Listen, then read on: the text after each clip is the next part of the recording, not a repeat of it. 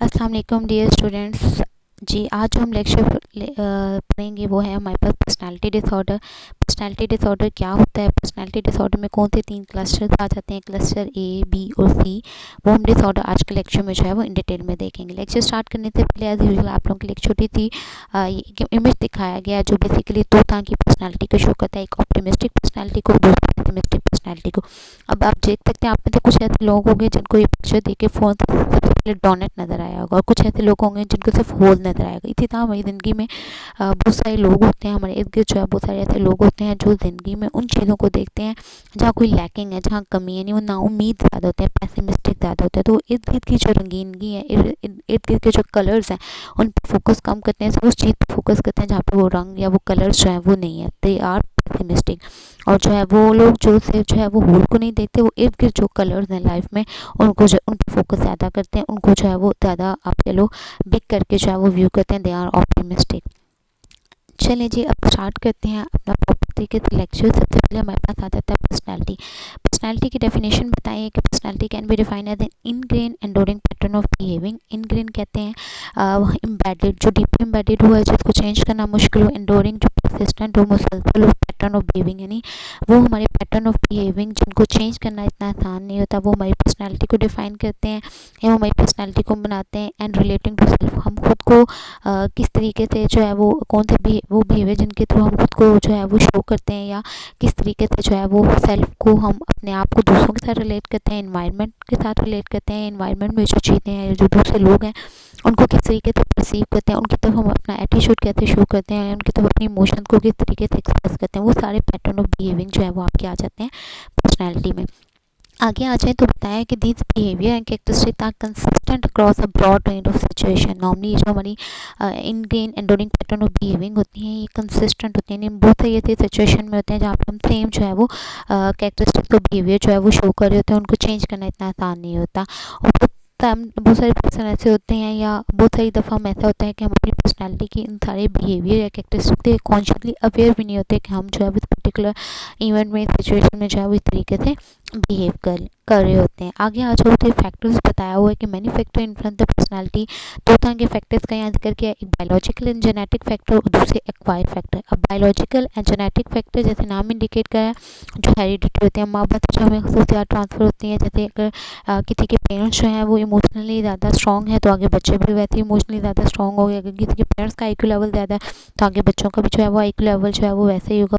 Parents की personality, उठने बैठने का अंदाज़, बोलने का अंदाज़ रहता है, बच्चों का भी जो है वो आगे वैसे होगा। एक्वायर होता है कि हम किस क्या जो है वो इन्वायरमेंट से क्या सीखते हैं, लोगों से क्या सीखते हैं, क्या लर्न करते हैं, वो भी जो है वो हमारी पर्सनैलिटी को फॉर्म करते हैं। हमारी पर्सनैलिटी का जो है वो सारी ट्रेड्स, वो सारे इन्वायरमेंट, वो सारे लोगों का जो इन्फ्लुएंस हम पे होता है वो भी हमारी पर्सनैलिटी को जो है वो फॉर्म करता है। तो उनको उनमें आ जाते हैं आपके फैक्टर, वो एक्वायर फैक्टर में जो है वो आपके आ जाता है। फिर नेक्स्ट आता है पर्सनालिटी डिसऑर्डर, कि हम किसी को पर्सनालिटी डिसऑर्डर कब डायग्नोज करते हैं। Personality disorder are diagnose when personality traits become inflexible, यानी हमारी वो पर्सनालिटी की ट्रेट्स खसूसियात जब वो इनफ्लेक्सिबल, फ्लेक्सिबल मीन जिसमें फ्लेक्सिबिलिटी हम खुद को मोल्ड कर सकते हैं किसी भी इन्वायरमेंट में, किसी भी सिचुएशन में। फॉर एग्जांपल एक पर्सन किसी ऐसी सिचुएशन में गया जो उसके अप्रोप्रिएट नहीं है, लेकिन वो खुद को मोल्ड करके, खुद को फ्लेक्सिबल करके, खुद को उस इन्वायरमेंट में जो है वो अडॉप्ट करने की कोशिश करता है। तो जब किसी पर्सन की पर्सनैलिटी ट्रेट्स इनफ्लेक्सिबल हो जाती है, रिजिड हो जाती हैं, वो हार्ड हो जाता है, वो कहता है मैं खुद को नहीं बदलूंगा, मैं खुद को चेंज नहीं करूँगा, या जो मैं हूँ मैं ही ठीक हूँ, बाकी सब गलत हैं, और मैल अडॉप्टिव हो जाए, खुद को इन्वायरमेंट में जो है वो तरीके से अडॉप्ट ना कर सके, खुद को जो है उस एनवायरनमेंट में प्रॉपर तरीके से जो है वो आपको सर्वाइव ना कर सके, तो तब किसी को पर्सनैलिटी डिसऑर्डर डायग्नोज किया जाता है। या जब उसकी पर्सनैलिटी ट्रेट्स जो है वो सिग्निफिकेंटली इंटरफेयर करें कि एक पर्सन किस तरीके से फंक्शन परफॉर्म करता है सोसाइटी में, या जिसकी वजह से पर्सन को जो है वो इमोशनल डिस्ट्रेस हो। जैसे कि हमने पिछले तमाम डिसऑर्डर में जो है वो पढ़ा है, जब एक आप DSM कहता है कि तब हम किसी को जो है वो कोई भी डिसऑर्डर डायग्नोज करते हैं जब उनकी वजह से उसकी पर्सनल, सोशल, ऑक्यूपेशनल लाइफ जो है वो डिस्टर्ब हो जाए। इसी तरह सेम जब इनफ्लेक्सिबल और मैल अडॉप्टिव पर्सनैलिटी ट्रेट्स की वजह से एक पर्सन की सोशल, ऑक्यूपेशनल और पर्सनल लाइफ डिस्टर्ब होती है, तो तब आप उसको पर्सनैलिटी डिसऑर्डर जो है वो डायग्नोज करते हो। आगे आ जाए तो ये बताया हो कि they usually are not diagnose until the adulthood. Normally जो पर्सनैलिटी डिसऑर्डर हैं वो अडल्टहुड से पहले जो है वो डायग्नोज नहीं किए जाते। क्योंकि अडल्टहुड से पहले पर्सन की पर्सनैलिटी प्रॉपर तरीके से फॉर्म ही नहीं हुई होती। पर्सनैलिटी जो है वो प्रॉपर पर्सनैलिटी कहते हैं मेच्योर या डेवलप होती है टिल अडल्ट या आफ्टर अडल्टहुड। तो इसलिए जो है वो पर्सनैलिटी डिसऑर्डर जो है वो आफ्टर अडल्टहुड जो है वो डायग्नोज किए जाते हैं, बिफोर अडल्टहुड जो है वो डायग्नोज नहीं किए जाते।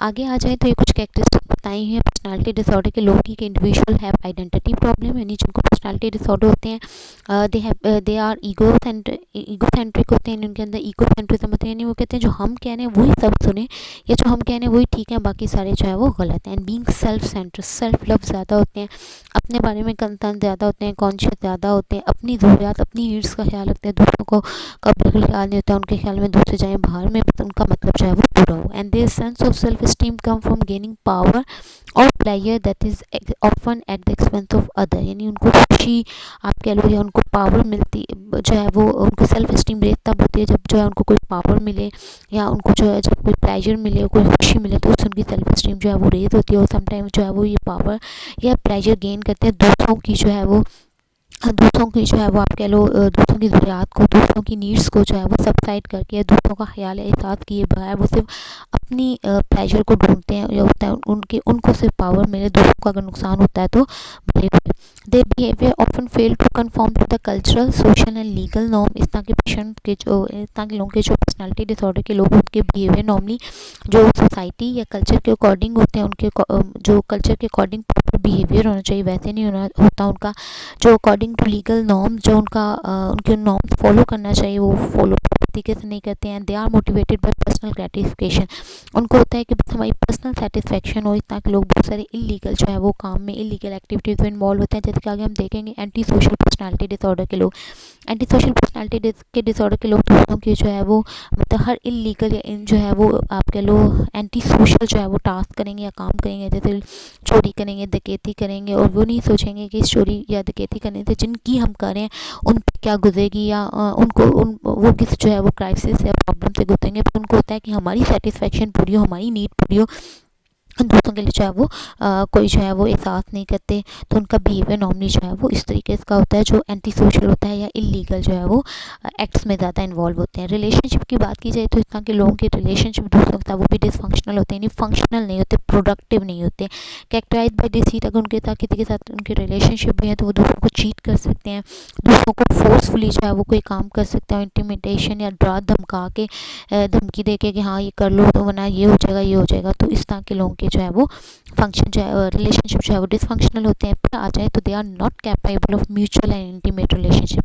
पर्सनैलिटी डिसऑर्डर के लोगों के जो दूसरों के साथ जो ताल्लुकात हैं वो आप कह लो इंटीमेट रिलेशनशिप उनके जो है वो नहीं डेवलप हो पाते, या जो म्यूचुअल अंडरस्टैंडिंग वाले रिलेशनशिप है वो उनके नहीं होते। क्यों? क्योंकि इनके पास लैक ऑफ कैपेसिटी होती है for lack the capacity for empathy. वो दूसरों की फीलिंग को, दूसरों के जज्बात को, दूसरों के एहसास को समझते नहीं है। कोई रिमोट उनको कोई पछतावा नहीं होता है, वो किसी को चीट भी कर रहे हैं, किसी को धोखा भी दे रहे हैं, किसी को हार्म भी पहुंचा रहे हैं, तो उसके लिए उनको कोई गिल्ट या जो है ये पछतावा नहीं होता है। एंड कंसर्न फॉर अदर, दूसरों के लिए वो आपके लिए बिल्कुल बेहिस हो जाते हैं, कोई कंसर्न शो नहीं करते। तो ये कुछ चार जो है वो इंपॉर्टेंट कैरेक्टरिस्टिक बताइए पर्सनालिटी डिसऑर्डर के लोगों की। एक, they have identity problem.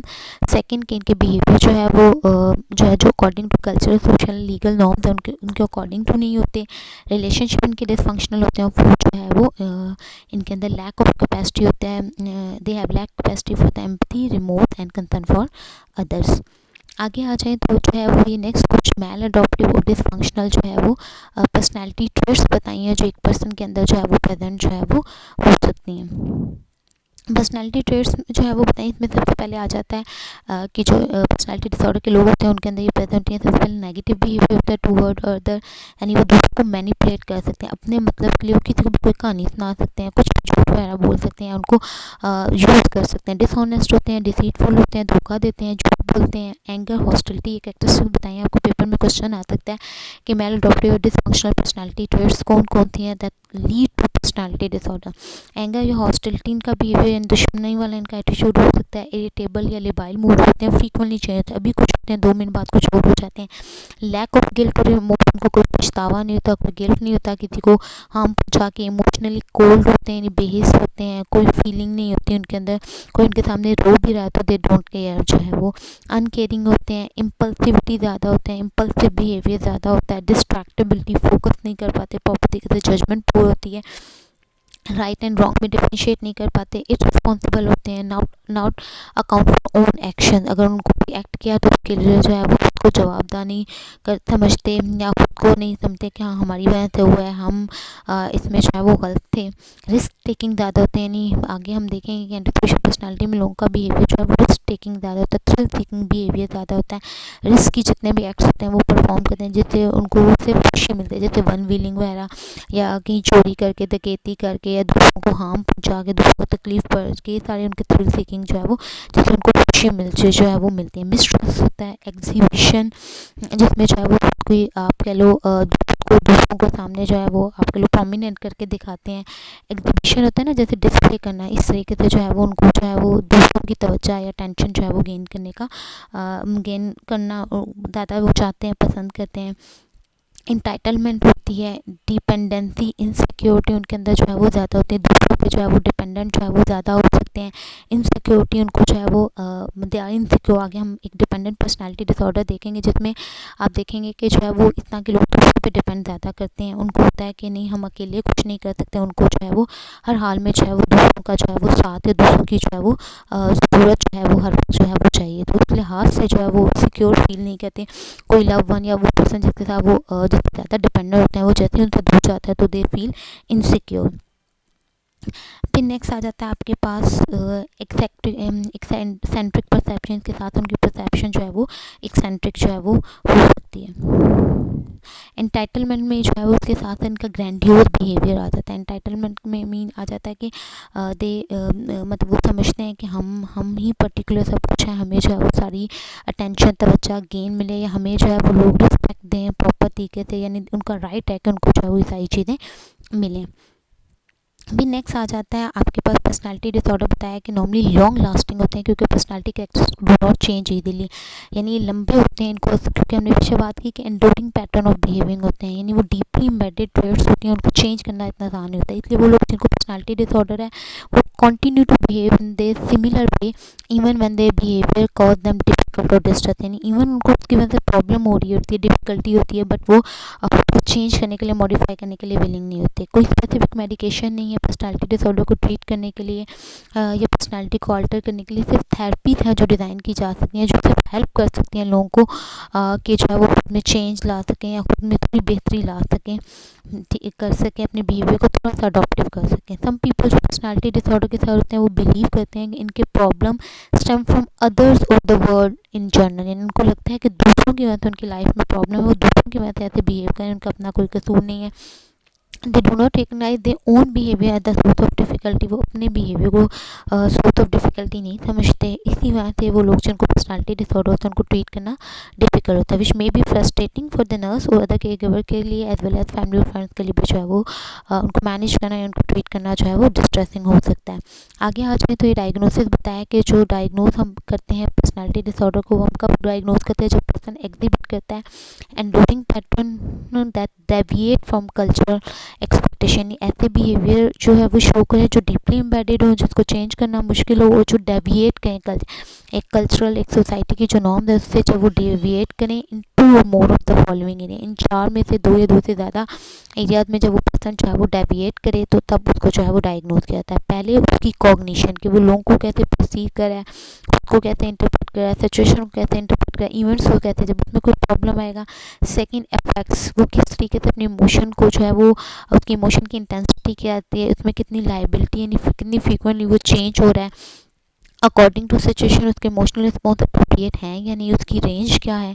Third आता है इंटरपर्सनल फंक्शन, उनके लोगों के साथ ताल्लुकात कहते हैं। फोर्थ आता है एबिलिटी टू कंट्रोल इम्पल्स, खुद को अपने इम्पल्स को, अपनी अग्रेसिवनेस को, अपने बिहेवियर को एक्सप्रेस करना या उसको कंट्रोल करने की कितनी एबिलिटी है at the appropriate time and place. जब इन चार एरियाज में कोई डेविएशन आती है तो तब हम पर्सनालिटी डिसऑर्डर जो है वो लोगों को डायग्नोज करते हैं। आगे आ जाए तो ये मोस्ट इंपॉर्टेंट क्वेश्चन है कि पर्सनालिटी डिसऑर्डर की कैटेगरीज बताई हैं, इसमें तीन क्लस्टर में जो है वो पर्सनालिटी डिसऑर्डर को क्लासीफाई किया गया। मोस्ट इंपॉर्टेंट आपको पेपर में क्वेश्चन आ सकता है। क्लस्टर ए में जो है वो तीन डिसऑर्डर आ जाते हैं। एक आ जाता है आपके पास पैरानॉइड, स्कीज़ॉइड एंड स्कीज़ोटाइपल पर्सनालिटी डिसऑर्डर।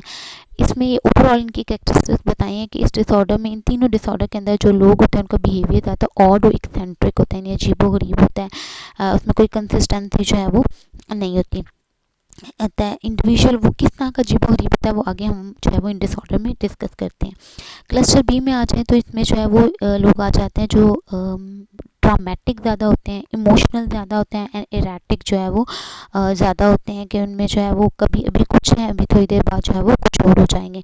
इनमें 4 डिसऑर्डर आ जाते हैं, anti social, borderline, histrionic and narcissistic personality disorder. तो क्लस्टर बी में आपके 4 डिसऑर्डर आ गए, जबकि क्लस्टर ए में 3 डिसऑर्डर आ गए। फिर नेक्स्ट आपके पास आता है cluster C, individual who appear anxious और फियरफुल यानी इनमें जो है वो 3 डिसऑर्डर के आपके पास लोग आ जाते हैं, 3 डिसऑर्डर आ जाते हैं जिनमें ज़्यादातर लोग क्या होते हैं, एंशियस होते हैं, फियरफुल। एक डिसऑर्डर इसमें आता है avoidant personality disorder, second dependent personality disorder और थर्ड आ जाता है ऑब्सेसिव कंपल्सिव पर्सनालिटी डिसऑर्डर। अब याद है एक हमने ओसीडी पढ़ा था एंजाइटी डिसऑर्डर में, और ये ऑब्सेसिव कंपल्सिव पर्सनालिटी डिसऑर्डर। तो जब भी आपको क्वेश्चन आए तो हमने गौर से देखना है कि इधर आपसे ओसीडी पूछा गया है या ऑब्सेसिव कंपल्सिव पर्सनालिटी डिसऑर्डर पूछा गया, यानी खाली ऑब्सेसिव कंपल्सिव डिसऑर्डर पूछा गया या ऑब्सेसिव कंपल्सिव पर्सनालिटी डिसऑर्डर पूछा गया। फिर आगे नेक्स्ट कुछ प्रपोज पर्सनालिटी डिसऑर्डर बताएं, जिसमें depressive and passive aggressive personality disorder आ जाते हैं। डिप्रेसिव वो जो ज़्यादातर डिप्रेस रहते हैं, पैसिव अग्रेसिव जो एग्रेसिव तो होते हैं, उन्हें गुस्सा तो आता है लेकिन वो उसको वैसे ओपनली जो है वो एक्सप्रेस जो है वो नहीं करते। फिर नेक्स्ट आ जाए तो ये आपकी पर्सनालिटी डिसऑर्डर की जो है वो दिखाई है। जब आपने सारा पर्सनालिटी डिसऑर्डर का लेक्चर ले लिया उसके बाद आप इन डायग्राम को जो है वो इस डायग्राम को एक दफ़ा गौर से देखना है तो आपको वो सारी कैरेक्टरिस्टिक्स जो है वो नज़र आ जाएंगे जो एक्चुअली इन डिसऑर्डर में होती हैं। मैं आपको जो है वो बता देती हूँ, ये पैरानॉइड जो है वो ज़्यादातर सस्पिशियस होते हैं, ठीक है, कि उन होता है कि हाँ दूसरे हमें जो है वो सुन रहे हैं या दूसरे हमें जो है वो उनको दूसरों पर ट्रस्ट नहीं होता है, दूसरे हमें हार्म पहुंचा सकते हैं, दूसरे हमें वॉच कर रहे हैं वगैरह। नार्सिसिज्म वो कहते हैं ग्रैंडियोज बिहेवियर, कहते हैं हम सब है और कुछ भी नहीं है। ऑब्सेसिव कंपल्सिव जो डिसऑर्डर आता है ये कंपल्सिव इसमें होता है कि उन्हें हर चीज़ में परफेक्शन चाहिए होता है। अवॉइडेंट ये सिचुएशन को, लोगों को अवॉइड करते हैं, सोशल इंटरेक्शन को अवॉइड करते हैं। डिप्रेसिव ज़्यादा डिप्रेस रहते हैं। एंटी सोशल, जितने भी एंटी सोशल काम है, सोसाइटी के अगेंस्ट काम है, सोसाइटी की नॉर्म्स के अगेंस्ट काम है, इलीगल काम है, लोग उनमें जो है वो ज़्यादा इन्वॉल्व रहते हैं। एग्रेसिव इम्पल्सिव बिहेवियर इनका ज़्यादा होता है। स्कीज़ॉइड जो है वो आपके पास आ जाता है, इसमें जो है वो इनकी सोशल लोगों के साथ ये ताल्लुकात या क्लोज रिलेशनशिप को बनाना वो पसंद नहीं करते, सोशली अलोन रहना पसंद करते हैं। बॉर्डर लाइन में जो इंस्टेबिलिटी जो है वो ज़्यादा होती है। अब ये वही आ गया जो पीछे मैंने आपको तीन क्लस्टर बताए थे, क्लस्टर ए, क्लस्टर बी होती। ये डायग्राम की फॉर्म में जो है वो खूबसूरती के साथ जो है वो इनको बताया हुआ है। क्लस्टर ए में हमने कहा ये 3 डिसऑर्डर आ गए हैं, पैरानॉइड, स्किज़ोटाइपल, जबकि क्लस्टर बी में हमने कहा antisocial, borderline, histrionic and narcissistic आ जाता है। क्लस्टर सी में हमने कहा अवॉइडेंट, डिपेंडेंट और ऑब्सेसिव कंपल्सिव डिसऑर्डर आ जाता है। ये एक लाइन में इनकी जो है वो मेन कैरेक्टरिस्टिक्स बताई हैं जो आपको अच्छे से याद होनी चाहिए, क्योंकि इंपॉर्टेंट क्वेश्चन अगर आपको टाइप ऑफ पर्सनालिटी डिसऑर्डर का क्वेश्चन आ जाता है या पर्सनालिटी डिसऑर्डर की कैटेगरीज का क्वेश्चन आ जाता है तो या क्लासिफिकेशन का क्वेश्चन आता है तो आपने ये मेंशन करना है। क्लस्टर ए में हमने कहा ओवर थिंकिंग होती है, एक्साइटेड बिहेवियर, अजीबोगरीब उनकी थॉट्स भी होती हैं और बिहेवियर भी होता है। क्लस्टर बी में हमने कहा ड्रामेटिकली, खुद को ड्रामा के फॉर्म में जो है ड्रामेटिकली प्रेजेंट करते हैं, एराटिक बिहेवियर होते हैं, उसमें कंसिस्टेंसी जो है वो नहीं होता है। क्लस्टर सी में एंजाइटी और फियर जो है वो ज़्यादा आ जाता है। फिर अब इनकी जो है वो कैरेक्टरिस्टिक्स बताई हैं। पैरानॉइड में डिस्ट्रेसिंग एंड सस्पिशियस इंटरप्रिटेशन, जो भी मैं आपको पीछे बता के आई हूँ कि पैरानॉइड लोग क्या होते हैं कि दूसरों के लिए आते जो है वो आपके लोग सस्पिशियस ज़्यादा होते हैं, दूसरों पर उनको ट्रस्ट नहीं होता है, इनको लगता है दूसरे जो है वो उनको हार्म पहुँचा सकते हैं। स्किज़ॉइड में सोशल डिटैचमेंट जो है वो ज़्यादा होती है एंड जो है वो सोशल डिटैचमेंट इनके अंदर ज़्यादा होती है एंड रिस्ट्रिक्टिव जो है वो इमोशनल इनकी एक्सप्रेशन जो है वो होती है, यानी दूसरों के साथ जो है वो ज़्यादा ताल्लुकात बनाना पसंद नहीं करते या अपनी इमोशन को वैसे ओपनली जो है वो एक्सप्रेस नहीं करते। फिर नेक्स्ट आपके पास आ जाता है स्किज़ॉइड जो है, स्किज़ोटाइपल पर्सनालिटी डिसऑर्डर।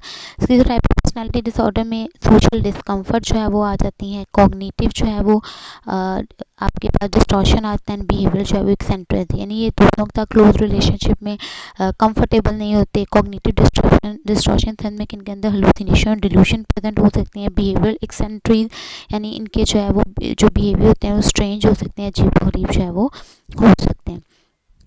फिर नेक्स्ट आ जाता है हमारे एंटी सोशल जो है वो पर्सनैलिटी, जिसमें मैंने आपको बताया था कि हर वो काम करेंगे जो सोसाइटी के नॉर्म्स के अगेंस्ट होंगे, डिसरिगार्ड करेंगे फॉर वायलेट करेंगे राइट्स ऑफ अदर को। बॉर्डर लाइन में आता है अनस्टेबल इनके रिलेशनशिप होते हैं, सेल्फ इमेज इनका जो हाथ जो है वो स्टेबल नहीं होता ही नहीं।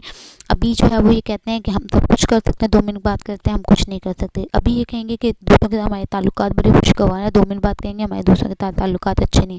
अभी कहेंगे we are feeling very good, 2 minute बात कहेंगे we are not feeling good. Impulsivity जो है वो इनके अंदर ज़्यादा हो सकती है, इनको फियर हो सकता है कि दूसरे उनको छोड़ के ना चले जाएँ, दूसरे उनको बंधन ना कर दें। हिस्ट्रॉनिक में क्या होता है, इनकी अटेंशन सीकिंग बिहेवियर ज़्यादा होता है। नार्सिसिस्टिक में ग्रैंडियोज, वो कहते हैं हम ही सब कुछ हैं, दूसरों से उनको तवज्जो, तारीफ़, एडमायरेशन इनकी जो है वो उनकी नीड्स ज़्यादा होती है। लैक ऑफ एम्पैथी, दूसरों के लिए कोई एम्पैथेटिक फीलिंग नहीं रखते।